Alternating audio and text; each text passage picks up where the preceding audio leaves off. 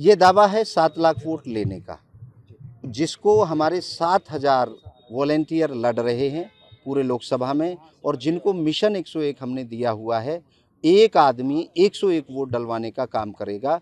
इस तरीके से ये 7 लाख से प्लस वोट हमारी बनती। तो ये जो आपका 101 मिशन चला है, कब से कब तक चला है, किस तरह से आपने चलाया? 1 साल का पीरियड हो गया।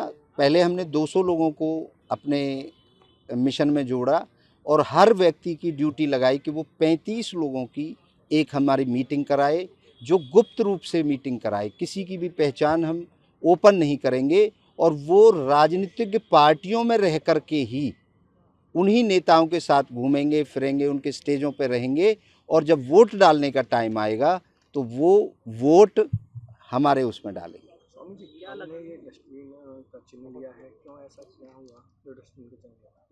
कूड़ादान इसलिए होता है कि उसमें सारी गंदगी समा जाती है। चाहे अच्छा सामान भी अगर ख़राब हो जाता है तो उसको भी डस्टबिन में आदमी डालता है, और गलत को भी डालता है। तो डस्टबिन एक ऐसा है, वो सब कुछ संभालेगा, सारे भ्रष्टाचार का खात्मा कर देगा। इसलिए हमने डीसी साहब से स्पेशल रिक्वेस्ट करी थी कि हमें डस्टबिन का चुनाव चिन्ह दिया जाए। स्वामी जी, बात करें 7 लाख वोटर्स की, तो क्या कितना बड़ा बदलाव कर सकते हैं अगर ये वाकई 7 लाख वोट आपको मिल जाते हैं, एक स्वामी को मिल जाते हैं या संत समाज को मिल जाते हैं? ये भ्रष्टाचार के खिलाफ जो लोगों के अंदर एक गुस्सा है, ये वो वोट आएंगे आपके पास 7 लाख, क्योंकि जो हमारे 7,000 वॉलेंटियर हैं वो कहीं ना कहीं त्रस्त हैं। चाहे कोई नेता से त्रस्त है, अपनी पार्टी में ही अपमान हो रहा है उससे त्रस्त है, जो नेता जुड़े हैं, जो बिजनेस कर रहे हैं, व्यापारी जुड़े हैं, वो इसलिए जुड़े हैं कि उनको व्यापार करने की आज़ादी नहीं मिल रही। कोई गांव का आदमी जुड़ा है तो वो अपने गांव के विकास को लेके जुड़ा है, कोई अपने परिवार के किसी काम को लेके जुड़ा है। तो यहाँ लोगों का गुस्सा है मौजूदा सरकार से, और नेताओं से लोगों का भरोसा कम इसलिए हो रहा है कि पूरे देश के अंदर एक उत्तर प्रदेश में एक संत सरकार चला रहा है, और उस संत ने जो बदलाव किया है, तो इस बार फरीदाबाद की जनता एक संत पर भरोसा करना चाहती है। अब बात करें बीजेपी की, जैसा भी प्रेस वार्ता में सवाल हो रहा था कि बीजेपी राम मंदिर के नाम पर लोगों से बहुत बड़ी बड़ी बातें करती है, राम मंदिर बनवाने की बात करती है, तो आप उनको समर्थन नहीं दे सकते थे ऐसे में? देखिए, समर्थन अच्छे आदमी को दिया जाएगा। मैं फरीदाबाद का इलेक्शन लड़ रहा हूँ, देश का इलेक्शन नहीं लड़ रहा।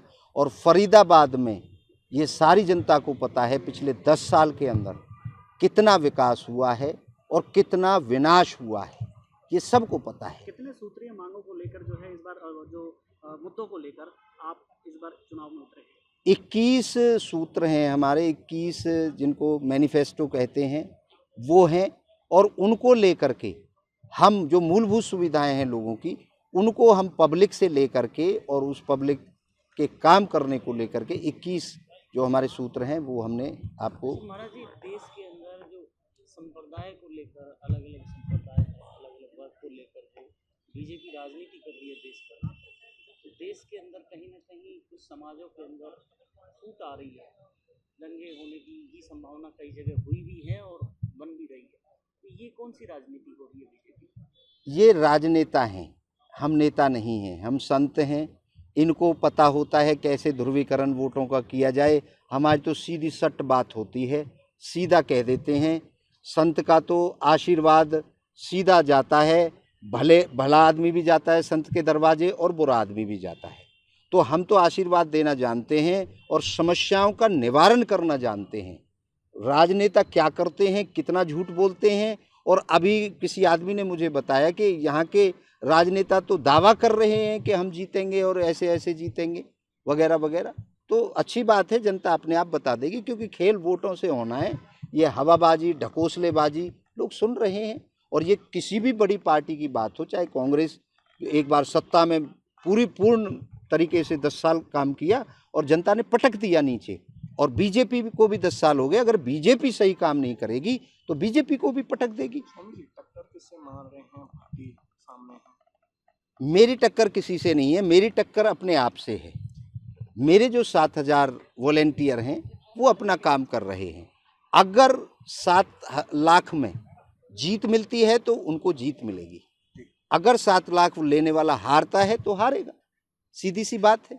7 लाख का आंकड़ा हमारा जो हमने काम किया है वो 7 लाख वोट पे काम किया है। चलिए अंत में एक आखिरी सवाल पूछना चाहेंगे, इसके बाद तो फरीदाबाद की जनता से या फरीदाबाद लोकसभा क्षेत्र की जनता से क्या कहना चाहेंगे, इस बार वोट क्या सोच कर दें? और एक और आपके बैनर पर देखा जा रहा है, नेताओं को वोट बार बार, संत को वोट आपकी बार। मैं एक ही अपील करता रहा हूं और कर रहा हूं, वोट डालने से पहले एक बार जरूर सोच लेना, कहीं आप टिकट की आड़ में किसी भ्रष्टाचारी को तो वोट नहीं दे रहे हैं और अपने आने वाले 5 साल को खराब तो नहीं कर रहे हैं।